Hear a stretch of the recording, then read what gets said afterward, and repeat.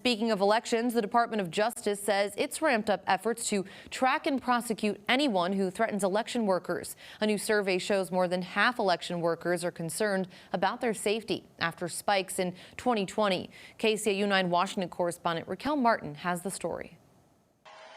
With the November election now less than 6 months away, the Department of Justice is sending a clear warning. If you threaten to harm or kill an election worker, the Justice Department will find you. After threats soared in 2020, Attorney General Merrick Garland and FBI Director Christopher Wray are vowing to crack down against threats this election cycle. Committed to doing our part to make sure they can do that work. Since the start of the DOJ's task force on election threats 3 years ago, Garland says they've prosecuted more than a dozen people. Secured a 3.5-year prison sentence for a Massachusetts man for sending a bomb threat to an elections official.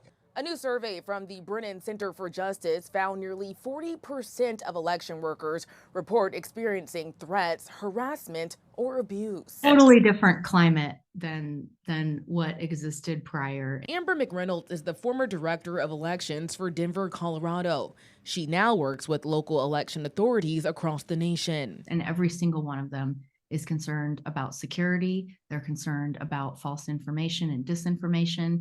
They're concerned about funding. She says while the DOJ's actions are key, Congress must do its part to confront new challenges. Whether that be, educating the public about the voting process and helping law enforcement. While both Republican and Democratic lawmakers have rallied behind new resources, legislation remains stalled. In Washington, Raquel Martin.